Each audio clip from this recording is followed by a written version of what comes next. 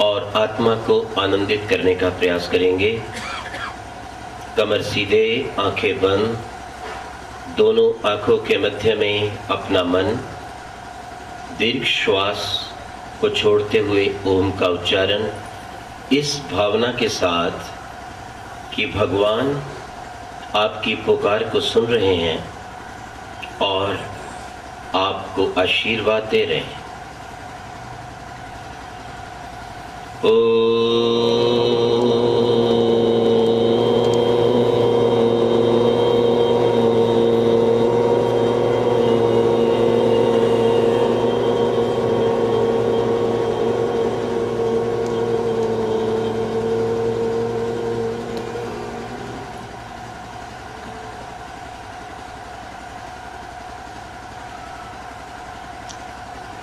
ओमिन्द्र श्रेष्ठानि द्रविणानि देहि चित्तिं दक्षस्य सुभगत्वमस्मै।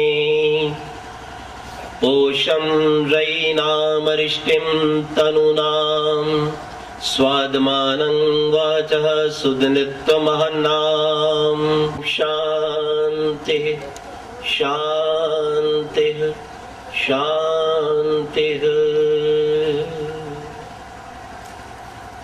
उपस्थित शुद्ध पवित्र आत्माओं, आप इस वैदिक सत्संग के माध्यम से बहुत ही सुंदर, कल्याणकारी, जीवन उपयोगी विचारों का श्रवण कर रहे हैं। मानव जीवन की सर्वश्रेष्ठता पर हम विचार कर रहे थे।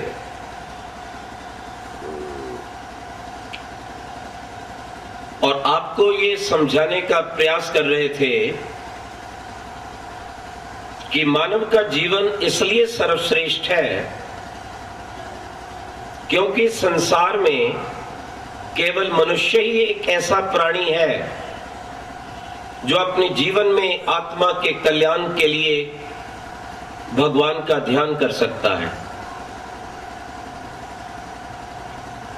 जो अपनी बुद्धि के विकास के लिए वेद का ज्ञान कर सकता है,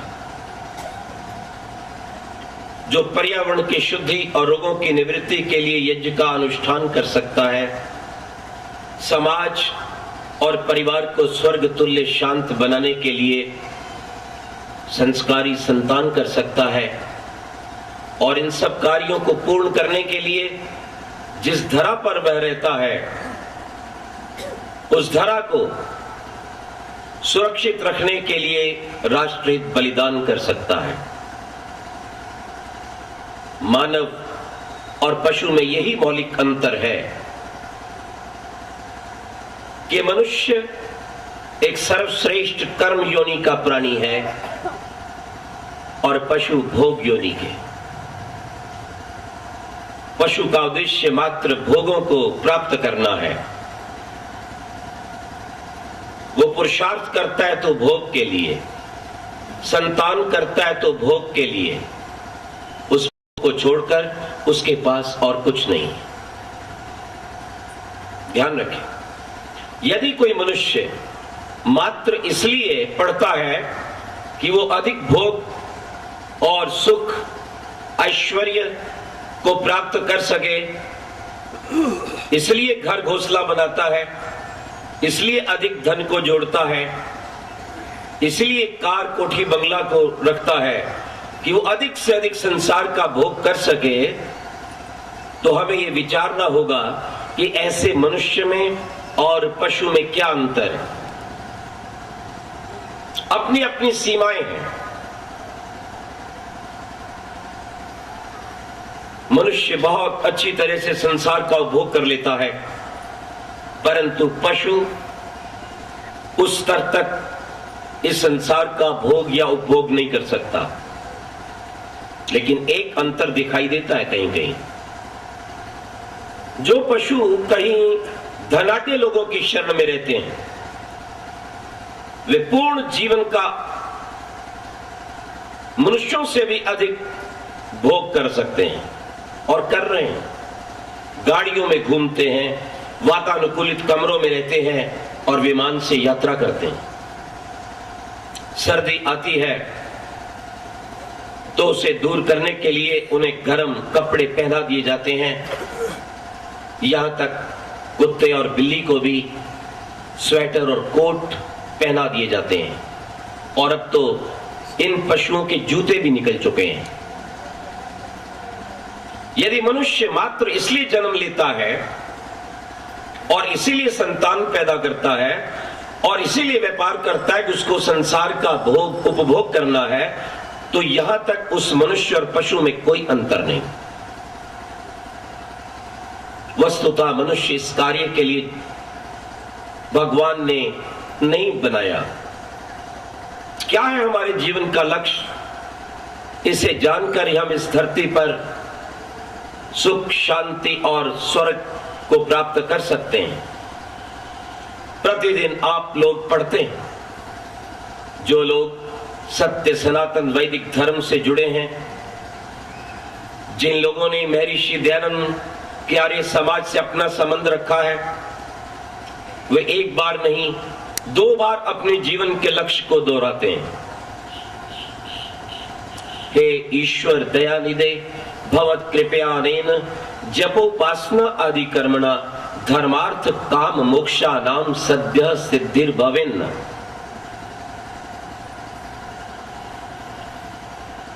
ये संस्कृत का ध्येय वाक्य है। यह मानव जीवन का उद्देश्य बताता है, उसको संसार में रहकर कैसे चलना है, यह वाक्य समझाता है। हे ईश्वर दयानिधे, दया के भंडार, आपकी अपार न्याय व्यवस्था से मुझे मानव का सर्वश्रेष्ठ तन प्राप्त हुआ है।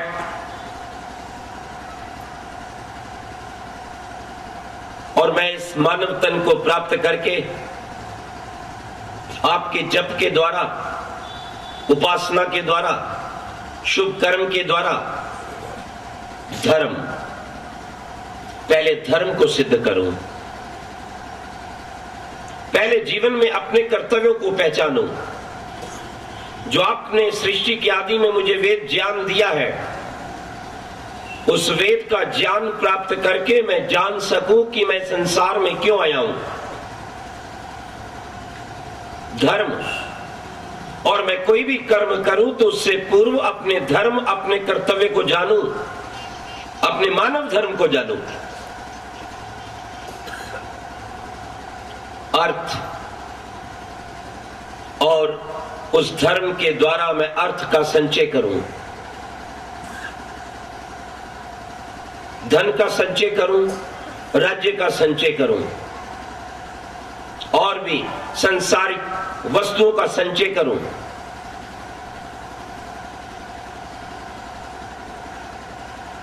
धर्म द्वारा संचित इस अर्थ से मैं अपनी कामनाओं को सिद्ध करूं।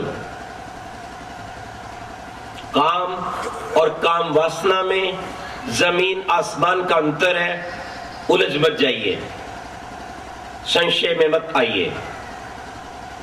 यहां धर्म से अर्थ और अर्थ से काम की प्राप्ति कही गई है। कामनाएं, संतान बुरी बात नहीं है, संतान होनी चाहिए। आप महान बनना चाहते हैं, शासक बनना चाहते हैं, बहुत अच्छी बात है, आपकी कामना सिद्ध हो। आप वैज्ञानिक बने, आप नेता बने, नेता बनने की कामना भी कोई गलत नहीं।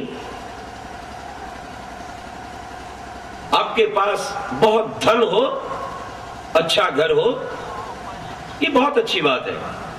आप बहुत सी गौओं के स्वामी हो, बहुत अच्छी बात है, पर किसके लिए, ये जानने की बात है। मेरी कामनाएं किसके लिए? मोक्षाना, मेरी कामनाएं मुझे मोक्ष की ओर ले जाने वाली हो। ध्यान दीजिएगा, मेरा अर्थ जो धर्म से अर्जित है, जिसके द्वारा मैंने कामनाओं को सिद्ध किया है, अर्थात मेरी कामनाएं भी धर्म से युक्त हैं, वे मेरी कामनाएं मुझे शीघ्र मोक्ष करवाने वाली हो। मोक्ष का साधारण सा अर्थ है मुक्त हो जाना, छूट जाना। किससे छूट जाना? जो आप नहीं चाहते उनसे छूट जाना। क्या नहीं चाहते? आप दुख नहीं चाहते, आप मृत्यु नहीं चाहते, आप शोक नहीं चाहते। ध्यान दीजिएगा। इसलिए प्रभु, मेरी कामनाएं मुझे मोक्ष तक ले जाने वाली हो, और मोक्ष ही ऐसा स्थान है जहां उस प्रभु के दरबार में पहुंचकर उस प्रभु के सानिध्य से संसार का कोई दुख नहीं रहता, कोई रोग नहीं रहता, कोई शोक नहीं रहता, कोई चिंता नहीं रहती। उसको छोड़कर और कोई स्थान नहीं। आप धनवान हैं, आप विद्वान हैं, परंतु यदि फिर भी आपको चिंताएं सता रही हैं तो बहुत बड़ा दुख है। बहुत से लोग उन्हीं चिंताओं के कारण कई बार आत्महत्या कर लेते हैं। आज तो न जाने कितने व्यक्ति व्यर्थ की चिंताओं के कारण मानसिक रोगी हैं, डिप्रेशन में आ चुके हैं। ये बहुत बड़ा रोग लगा हुआ है। हे प्रभु, हम सब प्रकार के शारीरिक दुखों से, मानसिक दुखों से छूट जाएं और हमारा आत्मा भी सदा आनंद में रहे। हमारी ये स्थिति हो जाए, वो जीवन का उद्देश्य प्राप्त हो जाए। और कब प्राप्त हो? ये इस ध्येय वाक्य में बिल्कुल स्पष्ट रूप से कहा गया है, सद्यः सिद्धिर भवेन्नः। इन सुंदर शब्दों को जानिए। सद्यः, सद्य का अर्थ है शीघ्र। सिद्धिर, सिद्धि, मोक्ष रूपी सिद्धि, प्रभु के सानिध्य की, आनंद की सिद्धि, जहां सभी कामनाएं पूर्ण हो जाती हैं और किसी प्रकार का शारीरिक मानसिक रोग नहीं रहता, किसी प्रकार का सांसारिक शोक नहीं रहता। भवेन्न, भवेत् न, हमारी पूर्ण हो जाए ये सिद्धि, और शीघ्र हो जाए। भक्त की प्रार्थना है, प्रभु मेरी ये सिद्धि बहुत शीघ्र हो जाए। क्यों? यदि आपको कोई व्यक्ति कोई सुंदर वस्तु देना चाहता हो और कहे, भाई साहब मैं आपके लिए एक बहुत ही सुंदर घड़ी लाया हूं और मैं दूंगा, और कह के चला जाए, फिर रात भर क्या सोचेंगे आप? सुबह उठ के किसकी चिंता करेंगे? कह रहा था, लाया नहीं। और अगर अगले दिन तक, सायंकाल तक भी उसकी कोई सूचना ना मिले तो आप कहेंगे, भाई साहब आपने कुछ कहा था। हाँ भैया मैंने कहा था, मैं जरूर दूंगा, थोड़ा विलंब है। ओहो, उसने कह दिया मैं दूंगा पर थोड़ा विलंब है, और वो विलंब के क्षण कितने चिंतादायक होते जानते आप?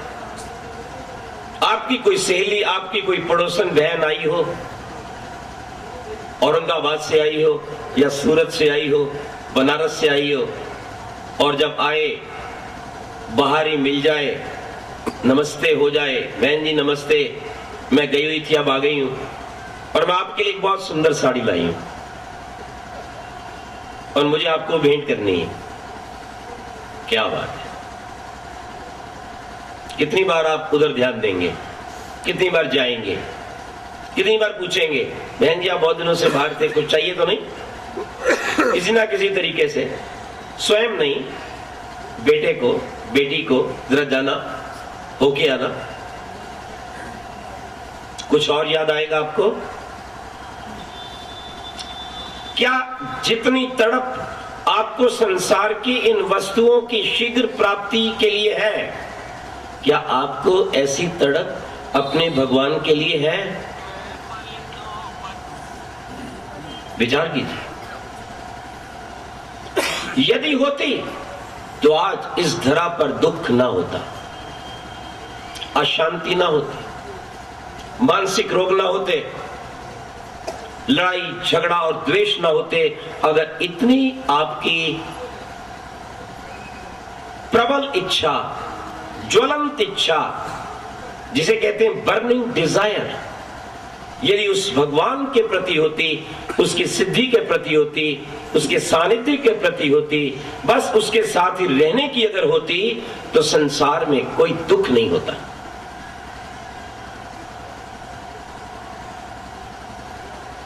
इसलिए संसार दुखी है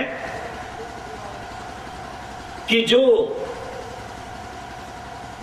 संसार को पूर्ण रूपेण सुख दे सकता है, ध्यान दीजिएगा शब्दों की ओर, जो संसार को पूर्ण रूपेण सुख दे सकता है और सहज उपलब्ध है, जिसके लिए कुछ खर्च नहीं करना पड़ता, उसे वह प्राप्त करना नहीं चाहता।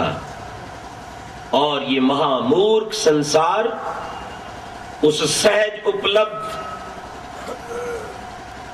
सर्वथा उपलब्ध उस भगवान की इच्छा को छोड़कर उस धन की इच्छा करता है जो आज तक किसी के साथ ना रहा, ना उसकी इच्छा को पूर्ण कर सका और ना ही उसके साथ गया।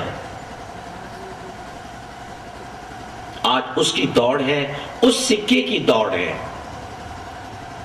सिक्का गोल आगे आगे और आपकी दौड़ उसके पीछे पीछे। वो घूमता रहता है और आपको घुमाता रहता है। जिन लोगों ने इस सिक्के को गोल बनाया, बहुत अच्छा किया। कोई शिक्षा लेना चाहे तो ले सकता है। ध्यान दीजिए, अपने घर की स्थिति को देखिए।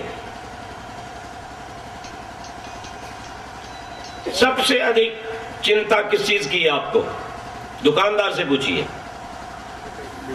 भिवानी के, दिल्ली के, बंबई के, लखनऊ के, मद्रास के, सूरत के, शायद उंगलियों पर गिनने योग्य वे श्रेष्ठ व्यापारी होंगे जो घर आकर बाहर के व्यापार की बिल्कुल चर्चा नहीं करते हैं। मैं जानता हूं, मैं उनके पास रहता हूं, वे भी करोड़ोंपति अरबोंपति हैं। वो जब घर में आकर पांव रख देते हैं तो अपने व्यापार की, फैक्ट्री की कोई चर्चा घर पर नहीं करते, बहुत कम। और शेष आपके पड़ोस की बात बताता हूं। एक वेद कथा का कार्यक्रम था, मैं गया हुआ था। प्रातःकाल 5 बजे उठकर मैं भ्रमण करने निकला, आवश्यक दिनचर्या से निवृत्त होकर। जैसे ही मैं भ्रमण करने के लिए बाहर का मार्ग पकड़ने लगा तो मैंने क्या देखा, वहां मोहल्ले में एक दुकान खुली है, दीपक जल रहा है और एक वृद्ध लगभग 65 वर्ष के व्यक्ति झाड़ू लगा रहे हैं, पानी छिड़क रहे हैं। मैं थोड़ा खड़ा हो गया। मैंने कहा, बाबूजी आप क्या कर रहे हैं? कहले बस साफ सफाई कर रहा हूं। मैं कहा, दुकान का समय हो गया? अब वो बहुत समझदार थे, वो जानते थे मैं ऐसा प्रश्न क्यों पूछ रहा हूं। वो चुप हो गए। मैंने कहा, दुकान का समय हो गया क्या? कहने लगे, भैया ग्राहक का और मौत का क्या भरोसा कब आ जाए। इस नादान व्यक्ति को जीवन के अंतिम पड़ाव में ये चिंता नहीं कि तो शमशान घाट में कब ले जाया जाए, उससे पहले ध्यान योग कर ले। ये कहता है ग्राहक का क्या भरोसा कब आ जाए। ये बेचारा सोता भी नहीं होगा। क्यों? वो यही चिंता रहती होगी सबसे पहले दुकान खोलूं। ये संसार की दुर्गति है। और मैं जब ग्रामों में या नगरों में 60 वर्ष से ऊपर वाले लोगों को भागता दौड़ता देखता हूं ना, तो मुझे बड़ा दुख होता है, कष्ट होता है। मैंने कहा ये क्या कर रहे हैं, जीवन को बर्बाद कर रहे हैं। इनका क्या काम है यहां पर? इनके बच्चे बड़े हो गए, ये पोते वाले हो गए, कुछ पड़पोते वाले भी हैं, वो भी दुकानों पे बैठे रहते हैं, बिलों की लाइन में खड़े, कोई बिजली का बिल, टेलीफोन का बिल, कोई गैस का सिलेंडर, इधर से उधर खड़े हैं। मुझे इतना बुरा लगता है कि मैं आपको बता नहीं सकता। चाहे वो अमीर हो चाहे गरीब हो, चाहे वो साइकिल पे चल रहा हो, स्कूटर पे या गाड़ी पे चल रहा हो, मैं सच कहता हूं सबसे बुरा उस समय लगता है जब इन बूढ़ों को नगरों की सड़कों पर बेहाल भागते देखता हूं, जिनका लक्ष्य क्या है? केवल पैसा, हाय पैसा। और कुछ तो बेचारे प्रभु के मारे हुए, नहीं गलत कह दिया मैंने, अपने अज्ञान के मारे हुए 60 साल तक काम किया, सरकार ने उसे धक्का दे दिया, जिसको कहते हैं पेंशन, रिटायर हो गया। 60 साल के बाद फिर दोबारा नौकरी ढूंढ ली, 2000 ही मिले, 4000 ही मिले। अरे 4000 ना सही, 1000 ही दे देना, कोई दे दोगे ना? तू भीखता मांगता रहना, मांगते रहना भीख जीवन भर, कुछ तो दे दो। मैंने कहा आपकी ये आयु इस तरह नौकरी करके एक एक पैसा इकट्ठा करने की है? क्या लिखा है शास्त्र में? कौन सा आश्रम है? गृहस्थ के पश्चात वानप्रस्थ। आपकी संतान पल गई, विवाह हो गया, स्थिर है, घर बार है, बाहर चलो।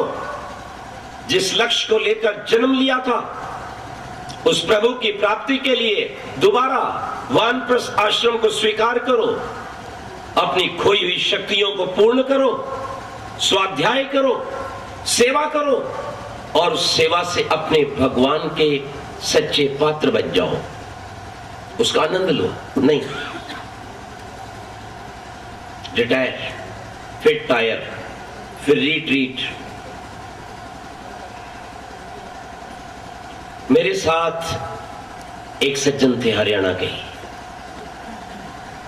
मैं आर्य समाज में मंत्री था, वे प्रधान थे।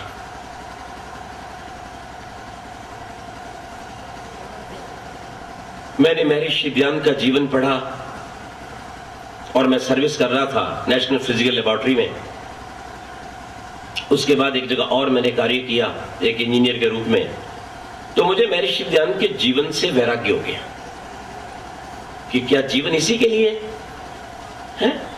बस इसीलिए हम पैदा होते हैं हर बार, बच्चे, कच्चे, घर, नौकरी, फिर वहीं मर जाओ, और कुछ नहीं। यही कहानी है। हमें हमारे माता पिता ने पाला पोसा बड़ा किया, वो एक दिन संसार से चले गए और हम अब बड़े हो गए। हम अपने पीछे अपने बच्चों को पालें, हम मर जाएं और मरने के लिए उनको छोड़ दें, और वो अपने पीछे उनको मरने के लिए छोड़ दें। ये कोई जीवन का लक्ष्य है क्या? और मेरी अवस्था तो बहुत छोटी सी थी, लगभग 23 वर्ष। वैराग्य हो गया और मैंने सब छोड़ दिया। घर वालों ने दुखी तो होना ही था। वो जो सज्जन थे उनसे मेरे बहुत विचार मिलते थे। कह लगे तुम जा रहे हो, सुनोगे तो नहीं? मैंने कहा नहीं, मैं सुन ही नहीं सकता। मेरे जीवन पर महर्षि ध्यान का ऐसा रंग चढ़ चुका है, उसे कोई नहीं उतार सकता। मेरा उद्देश्य सेवा और साधना है। कहने लगे कोई बात नहीं, आप चलो, मेरे भी थोड़े वर्ष बाकी हैं और मैं भी आता हूं। मैं सेवानिवृत्त होकर, रिटायर होकर फिर आपके साथ कार्य करूंगा। मैंने कहा बहुत अच्छी बात है, और एक के स्थान पर फिर 2 हो जाएंगे। मैंने कहा मैं तो निकल पड़ा और कुछ देर क्षेत्र में कार्य किया। जिन लोगों के साथ था मुझे पता लगा कि ये कोई ढंग के व्यक्ति नहीं है। धन और धरती बट के रहेगी, अमीर और गरीब को काट के बराबर कर लो। कोई होता है आजकल बराबर? उल्टे सीधे वाक्य लिखे। हमने कहा इनके ऊपर कम्युनिज्म का ज्यादा प्रभाव है। मैंने कहा भैया मैं आपके सामने नहीं रह सकता। मैंने तो अपना जीवन देव ध्यान को दे दिया है। मैं तो सेवा करनी है तो केवल भारत की, वेद की सेवा करनी है। मैं आपके साथ नहीं रह सकता। वो बड़े रोए, सच कहता। आप नाम ले रहे थे, मैं भी ले देता हूं, कोई बात नहीं। अग्निवेश जी बड़े रोए, क्या जैसे तैसे रुक जाओ। मैं कह नहीं, ये माहौल ही नहीं रुकने का। मैं कुछ वर्ष तक पढ़ लिख कर गुरुकुल में गया। व्याकरण, निरुक्त, दर्शन जितना आदि हम पढ़ सकते थे, प्रचार में लग गया। कुछ वर्षों के पश्चात वही प्रधान जी दोबारा मिल गए। मैं उन्हें प्रधान ही कहता था श्रद्धा से। बड़े बुजुर्ग थे, वो बड़े प्रसन्न हुए। वो एक और आर्य समाज में प्रधान थे। मुझे कहने लगे आप आइए। मैंने कहा जरूर, जो मुझसे हो सकेगी मैं आपकी सेवा करूंगा। मैं वहां पहुंचा। मैंने कहा आपका कार्यक्रम? कहने लगे बस 1 वर्ष शेष है। लगभग 1 वर्ष व्यतीत होने का था तो मैं ठीक उस समय उनके घर पे पहुंच गया। और होता क्या था, जैसे ही मैं उनके घर जाता था उनकी पत्नी बहुत डर जाती थी। क्यों? ये ब्रह्मचारी ले जाएगा, तो ये दूसरी बात ही नहीं करता। ये तो कहता है देश धर्म के लिए जीवन दो, सब कुछ खा पी चुके हो, अब कुछ भगवान का कार्य करो। मैं जाकर उनकी बैठक में बैठा। माता जी आई, प्रणाम हुआ, लेकिन उतनी खुश नहीं थी। क्यों? वो जानती थी भीतर से कि मैं क्यों आया हूं। वो स्वयं आए, नमस्ते हुई, बैठ गए। अब कुछ ना कुछ तो बात करनी थी ना। मुझे कहने लगे ब्रह्मचारी जी। मैंने कहा हाँ जी। ऐसा है कि वैसे तो अब मेरा कार्यकाल समाप्त हो रहा है। मैंने कहा बहुत अच्छी बात। कहने लगे नहीं, मैंने ये सोचा है कि 5 वर्ष के लिए और कार्य करूं, और उसके लिए मैं एक प्रार्थना पत्र लिख रहा हूं कि 5 वर्ष में और कार्य करना चाहता हूं। आपका क्या विचार है? मैंने कहा 5 वर्ष? मैं इसमें सहमत नहीं हूं। कहने लगे फिर?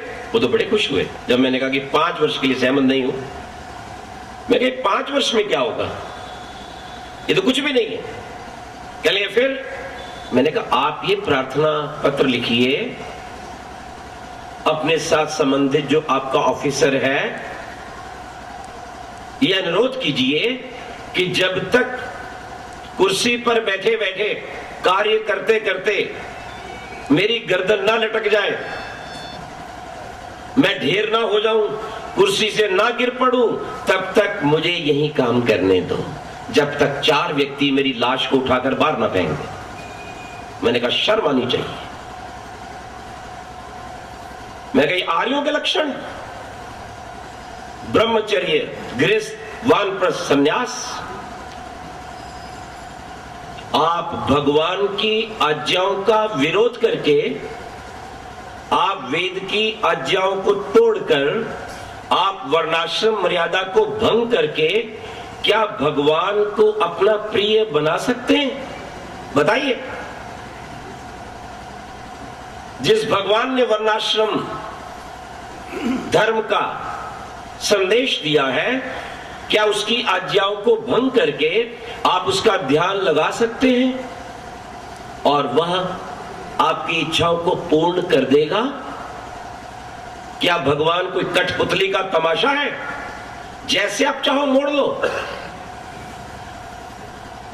सज्जनों, माताओं, बहनों, युवाओं, ये रोग यहीं तक सीमित नहीं है। आज ये रोग इस पूरे देश को डुबोने के लिए तैयार खड़ा है। मैं जिस परिवार में जाता हूं, पूछता हूं, आप संध्या करते हैं? समय नहीं। आप परिवार सहित सत्संग में, वैदिक सत्संग में आते हैं, आर्य समाज में आते हैं? समय नहीं। आप यज्ञ करते हैं? समय नहीं। आप व्यायाम करते हैं? समय नहीं। आप थोड़ा समय निकालकर किसी संस्था की सेवा करते हैं? समय नहीं। मैंने कहा आप करते क्या हैं? कह लेंगे जी आजकल अगर सुखपूर्वक जीना है तो कुछ कैरियर जरूर बना लेना चाहिए। एक छोटे बच्चे से पूछो, 10-12 वर्ष के, बिल्कुल किताबों में लगा हुआ है कीड़ा बनकर, कितने घंटे पढ़ता है? उसको पूछो भैया कभी गायत्री का जाप कर लिया करो? देखो आचार्य जी कैरियर का सवाल है। 10वीं 12वीं वाले से पूछो, अजी कैरियर का सवाल है, कैरियर भी तो बनाना है। ऊपर वालों को तो और भी गहरा रोग है, कैंसर की तरह वो लगे हुए हैं। 50%, 60%, 75, 80। मैंने कहा बहुत अच्छी बात है। हम भी पढ़ते थे, हम भी यही विचार रखते थे, अच्छे अंक आने चाहिए। ये बहुत अच्छी बात है, क्योंकि विद्यार्थियों के लिए ज्ञान से बढ़कर संसार में कोई दूसरा धन नहीं जो उन्हें सदा सुखी कर सकता है। लेकिन ध्यान रखना, ये साधन है, साध्य नहीं। ये मार्ग है, मंजिल नहीं। इसको मत भूल जाना। और यहां क्या स्थिति है? एक परिवार में गया तो एक बेटी रो रही थी। पता लगा वो 8वीं कक्षा की परीक्षा हुई है अभी।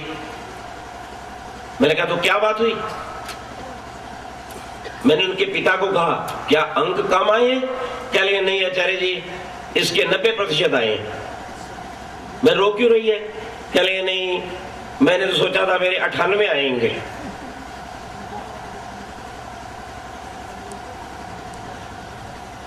ठीक है ना? कैरियर जो बनाना है, यानी एक छोटे बालक से लेकर 18-20 वर्ष तक के एक बच्चे तक ना ईश्वर के लिए समय है, ना माता पिता की सेवा के लिए समय है, ना देश के लिए समय है, ना अपने शरीर के लिए समय है, ना इस देश की समस्याओं को विचारने के लिए समय है। अगर समय है तो केवल कैरियर। और कैरियर का अर्थ क्या है? अधिक अंक। और अधिक अंकों का क्या अर्थ है? बोलिए, अधिक धन। तुम धोखा दे रहे हो। 2 अक्षर अंग्रेजी के बोलकर साधारण लोगों को धोखा देने जा रहे हो क्या? दुनिया इतनी भोली भाली नहीं है। मैं कैरियर बना रहा हूं। कैरियर का मतलब है छकड़ा। एक होती है गाड़ी और एक गाड़ी के पीछे लगाया जाता है कैरियर, अधिक माल ढोने के लिए। और वर्तमान में आज जो कैरियर बन रहा है वो धन का कैरियर है। इतने अंक आए, MBA में सिलेक्शन हो जाए, उसके बाद ऐसी कंपनी मिल जाए जो कम से कम 12 लाख का कॉन्ट्रैक्ट कर ले, नहीं तो कम से कम 6 लाख का तो करे ही वर्ष में। यानी हर मास 50,000 तो मिल ही जाए। और इसी उधेड़ बुन में जानते हो आज मेरे देश के हजारों लाखों युवक और युवतियां रोगी हो चुके हैं। 2-4 अंक कम आने के कारण मानसिक रोग के शिकार, डिप्रेशन, छोटे छोटे बच्चों को शुगर, चिंता के कारण, आंखें खराब, ब्लड प्रेशर हाई, किसी का लो, ये मैं देखता हूं। कैरियर बन रहा है और मैं कहता हूं कैरियर नहीं बना रहे, तुम अपनी मौत का सामान बना रहे हो, तुम करेंसी बना रहे हो, और एक ऐसी करेंसी बना रहे हो जो तुम्हारी इस मृतक देह के ऊपर, याद रखना, कफन का काम करेगी, दबा देगी तुम्हें, तुम्हारा पता भी नहीं चलेगा कि तुम संसार में कहीं आए थे। अगर दिखाई देगा तो केवल गोल सिक्का। और क्या इतना पैसा कमाकर ये कैरियर बनाने वाले उसका सुख प्राप्त कर लेंगे? मुझे अपने नगर का एक ऐसा व्यक्ति बताइए जिसने जीवन में पर्याप्त धन को कमाया हो और आज 60-70 वर्ष की अवस्था में बैठकर खा रहा हो। बताओ।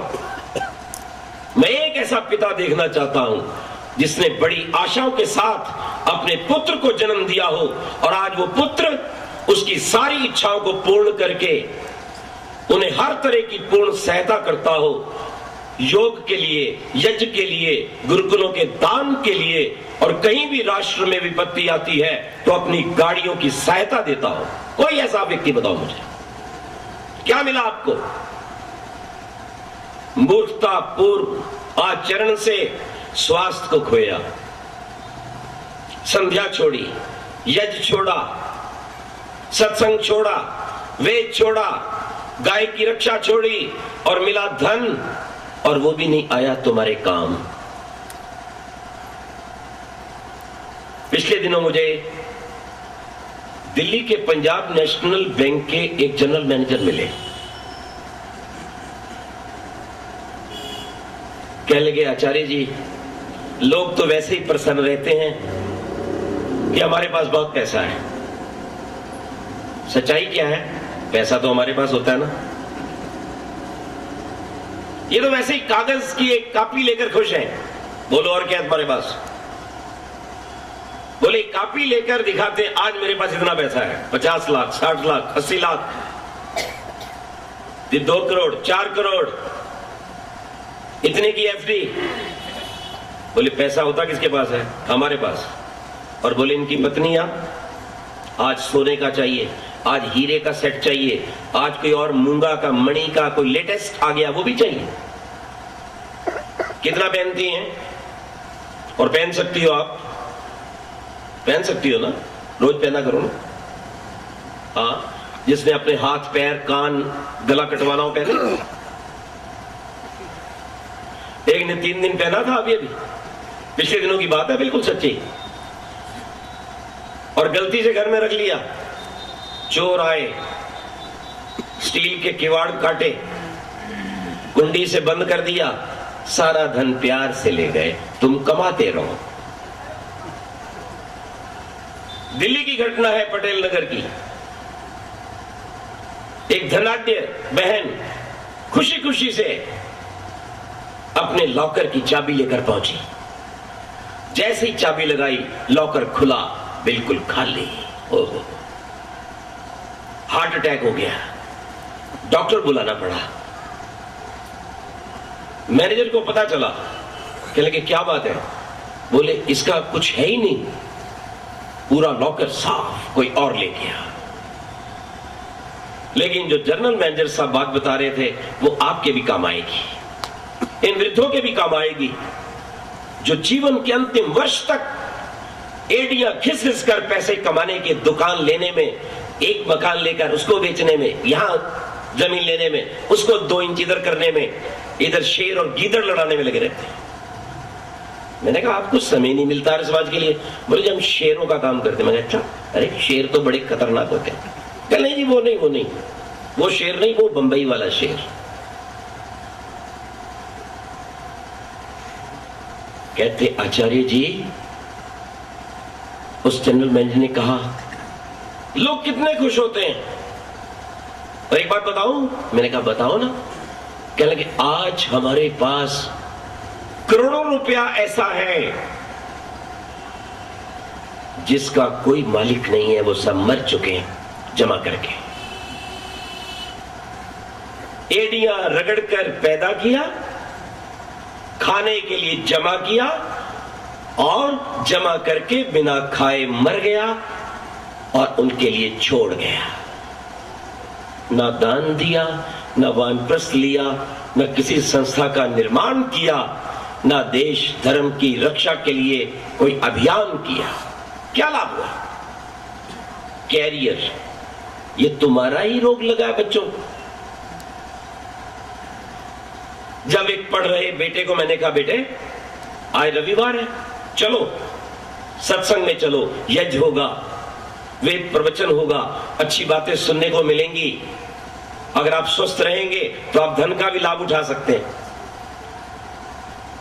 तो उसकी दादी कह लगी, नहीं नहीं इसको मत बोलिए ना, क्यों, इसको पढ़ना है, इसको तैयारी करनी है। अरे मैंने कहा माता जी तैयारी आके कर लेगा, 2 घंटे में क्या बिगड़ता है? क्या बालक सारा दिन पढ़ते ही रहते हैं? कैरियर वालों आंखें खोलो। क्या जो पढ़ रहे हैं वो सारा दिन पढ़ते ही रहते हैं? बोलो, खेलते नहीं? हाँ खेलते तो नहीं बेचारे, ये कंप्यूटर पे ही क्रिकेट खेलते हैं। इसलिए एक बालक मुझे बंबई में मिला, ओहो 18 वर्ष की अवस्था में दोनों टांगे समाप्त, खेलना नहीं, कूदना नहीं। विचार कीजिएगा, ये खेलता नहीं,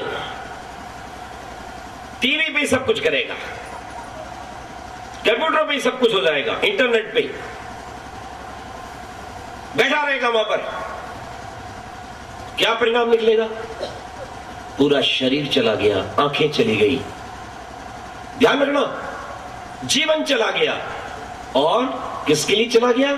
अधिक धन मिले इसलिए चला गया। शरीर माध्यम खलु धर्म साधनम, अष्टचक्रा नव द्वारा देवानाम पुरयोध्या। भगवान ने योध्यापुरी दी थी, एक रथ दिया था जिसको स्वस्थ रखकर हम जीवन के आनंद को प्राप्त कर सकते थे, और इसी शरीर को, इसी रथ को, इसी अयोध्यापुरी को पवित्र रखकर उस परमात्मा के आनंद को प्राप्त कर सकते थे। हमने बर्बाद कर दिया उसको, केवल धन के चक्कर में रोगों में फंस गए। धन कमाया अवश्य, लेकिन उस धन का कितना बड़ा भाग डॉक्टरों के पास चला गया? जरा हिसाब तो लगाइए, कितना बड़ा भाग फजूल खर्ची में गया। ढेर सारे जूते, ढेर सारी पैंटें, ढेर सारे खिलौने, इतने की समेटने में नहीं समेटे जाते, और फिर भी जहां देखते हैं सेल लगी वहीं पहुंच जाते हैं। ये रोग है। एक पढ़ी लिखी कन्या हमें मिली, एमए है, पीएचडी है। कहेंगे चारे जी आज तो कहीं जाने की इच्छा है। मैं कहा कोई प्रोग्राम है? नहीं कोई प्रोग्राम नहीं। मैंने कहा कॉलेज? नहीं ऐसा कुछ नहीं। मैंने कहा फिर? बस आज कुछ इच्छा हो रही, कुछ खर्च करना चाहिए, मार्केट में जाना चाहिए। क्या बात है, कैसे कैसे रोग लगे हैं। क्यों? पैसा जो फालतू है और उसका दुरुपयोग। हमने कहा आपको कोई चीज चाहिए तो आप जाओ। बोले नहीं ऐसा है, हम चले जाते हैं ना, कुछ जरूरत पड़ेगी तो देख लेंगे, कुछ चाहिए तो ले आएंगे। कैसे जीवन बर्बाद हो रहा है तुम्हारा। कहां धर्म से अर्थ, अर्थ से काम, काम से मोक्ष, और कहां मात्र रोग ही रोग। और इस कैरियर में याद रखिए, इस देश को बर्बाद कर दिया है। कोई रिश्ता नहीं बचा। इस करेंसी के कारण न पति है, न पत्नी है, न माता है, न पिता है, न भाई है, न बहन है, न पड़ोसी है। अगर बचा है तो केवल एक पैसा। अगर ये पैसा लेता देता है तो अपना है, अगर नहीं है तो कुछ भी नहीं है। और यदि आज कोई किसी के मार्ग में बाधा बन जाए, बस रिश्ता समाप्त। सगे भाई, उदाहरण देता हूं आपको, बिल्कुल सच्चे, आपकी आंखें खुल जाएंगी। सगे भाई, करोड़ों की संपदा, करोड़ों की संपदा, दोनों पढ़े लिखे डॉक्टर,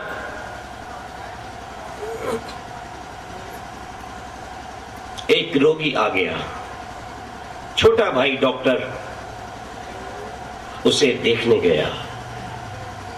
वो चादर उड़कर सोया हुआ था। जैसे उसके कमरे में देखने के लिए गया, उसने तुरंत छुरा निकाला और उसको मारने लगा। डॉक्टर बच गया, नीचे बैठ गया, नर्सों ने संभाल लिया, शोर मचाया, गार्ड आ गया। बोले क्या बात है, दिमाग खराब है? अरे इतने पुराने पेशेंट हो तुम, मेरे क्या कर रहे जा रहे थे? चुप रहा, बोलते क्यों नहीं हो? मेरी जान लेने आए थे तुम?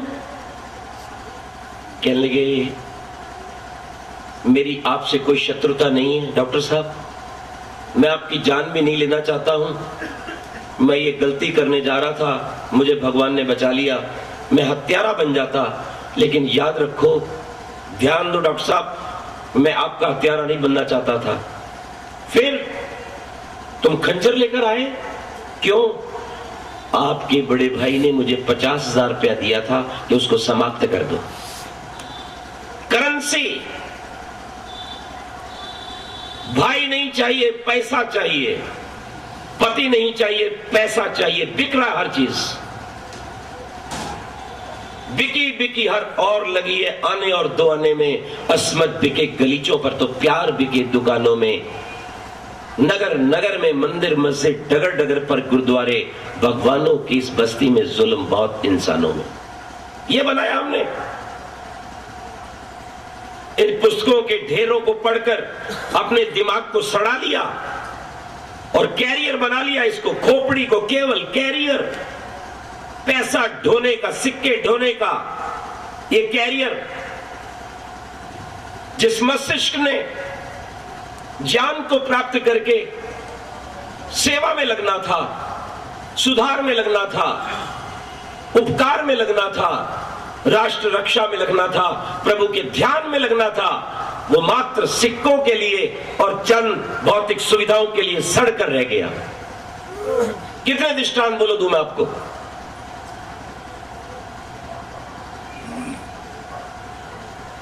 पति तड़प रहा था कि मुझे अपने बच्चों का दर्शन करना है, पर पत्नी बिल्कुल करवाने को तैयार नहीं थी और वो तड़पता हुआ मर गया। क्यों? वो गरीब था, वो उसको वो सुख सुविधाएं नहीं दे सकता था। इसलिए ध्यान रखिए, सगाई हुई, सगाई टूट गई, लड़की वालों ने आरोप दायर कर दिया, क्या लड़के वाले लोभी हैं, दहेज मांगते, इसलिए हमने सगाई तोड़ दी है। लड़के वाले बहुत अच्छे थे, उस लड़की का काम ही पैसा बटोरना था, ये आरोप लगाकर पैसा भाई बहन के रिश्तों को तार तार कर दिया। कहते हैं बहनों का रिश्ता तो अच्छा होता है, वो तो कम से कम नहीं लड़ती हैं। दो बहनें भी लड़ रही हैं 4 पैसों के लिए अपने पिता की संपत्ति पर। भाई ने अपनी बहन की गला घोट दिया है, जिसका संसार में कोई नहीं है। वो सोचती थी ये मेरा छोटा भाई, मैंने गोद में पाला था। बड़ी भावना के साथ लड़की को देखा, विवाह किया, सोचती थी मेरा जीवन आराम से कट जाएगा, सुरक्षित रहेगा। विवाह हुआ, बच्चे बड़े हुए, बहन खटकने लग गई, उसको उठाकर घर से बाहर कर दिया। पैसा खर्च होता है, और वैसा देखा जाए तो कन्या को घर के बेटे के समान बराबर अधिकार है संपत्ति का। और ये बात आज की नहीं कह रहा हूं, करोड़ों वर्ष पहले की कह रहा हूं। धर्मशास्त्रकार, संसार के पहले विधानकर्ता महर्षि मनु लिखते हैं, कोई रिश्ता नहीं बचा, क्योंकि पिता के पास पैसा नहीं तो सेवा क्यों? मां कुछ देने वाली नहीं तो सेवा क्यों? रोज घटनाएं छपती हैं। मां को उठाकर छोड़ाओ कहीं पिंजर पोल में। भूल गया उसने मुझे पाला पोसा था, बड़ा किया था, भूखी रहती थी, तुम्हें खिलाती थी, अरे गीले पे सोती थी, सूखे में तुम्हें डालती थी, चारपाई भीग जाती तो छाती पे सुलाती थी। भूल गया। पैसा, ये कमरा रोके बैठी है,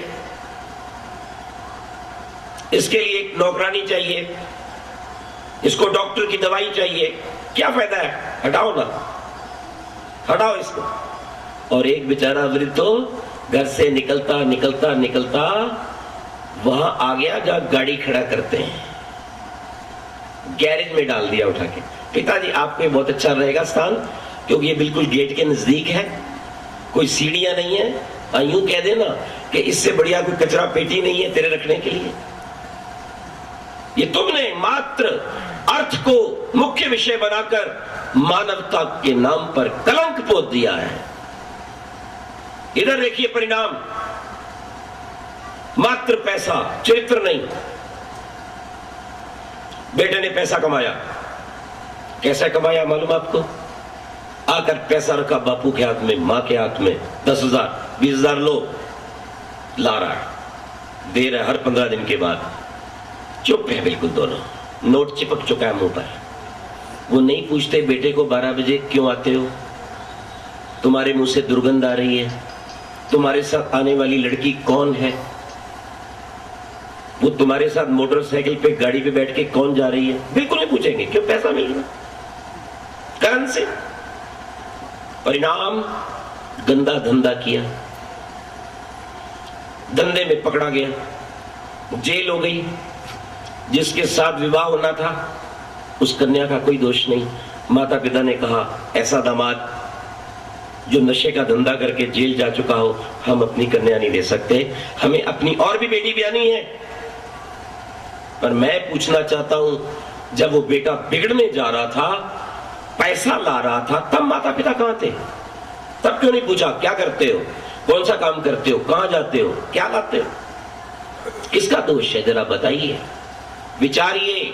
आपकी कन्या जा रही है, ला रही है, घूम रही है, आज एक गाड़ी वाला छोड़ रहा है, कल दूसरा। कौन है वो?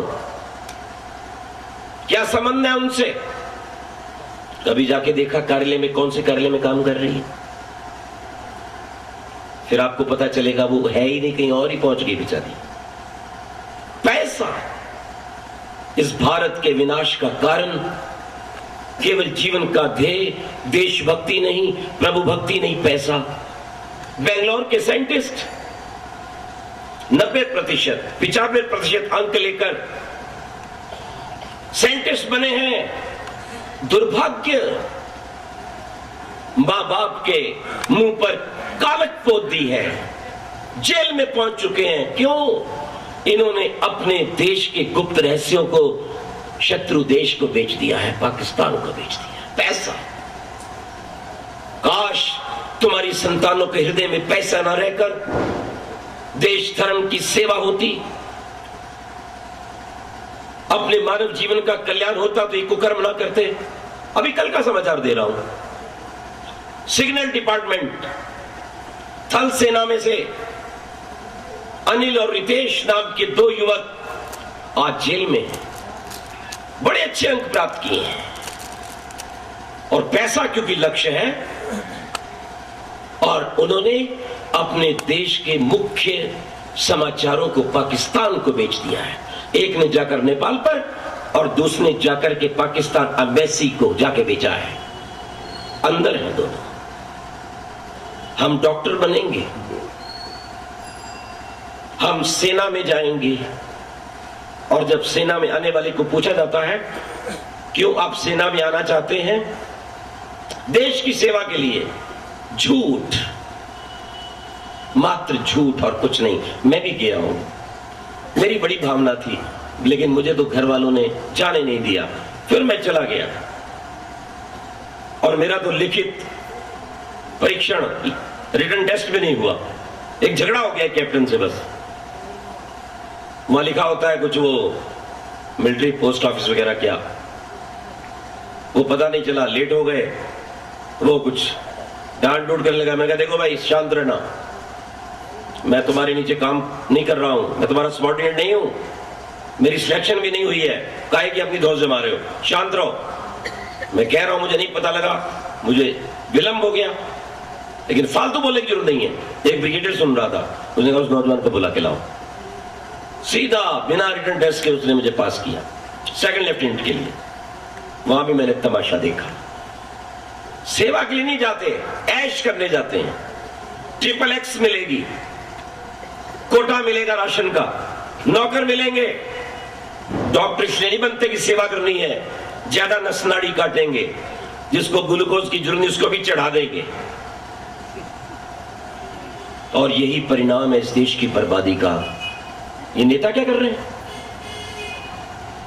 अफजल खान को माफी हो रही है, कश्मीर से हिंदू भाग चुका है, नॉर्थ ईस्ट से भी भगाया जा चुका है, केरल में भी रहना मुश्किल है, गुवाहाटी में सदा आग है। आप कहेंगे सरकार क्या कर रही है? कैरियर बना रही है।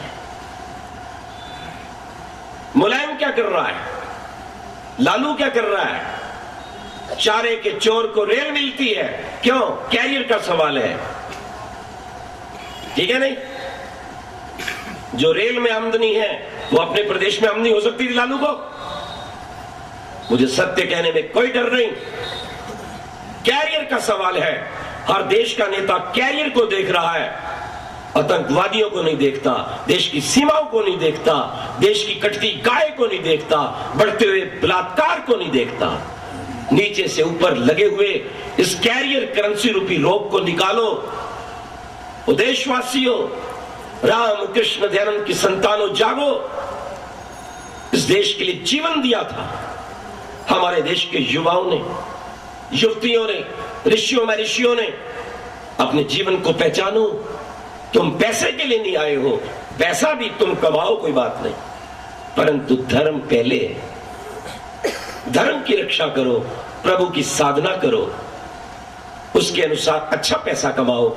शराब, मांस, अंडा, मटन, ब्लू फिल्म बेचकर नहीं, अंडरवर्ल्ड से समझौता करके उस पैसे से वोट खरीद कर नहीं, गद्दारों के तलवे चाट कर नहीं कि वोट मिलेगी, कुछ नहीं कहना।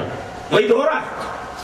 काश इस देश का राष्ट्रपति अफजल खान की इधर उधर अर्जी भेजने की अपेक्षा एक झटके में उसे फांसी की सजा दे देता। क्या मतलब है?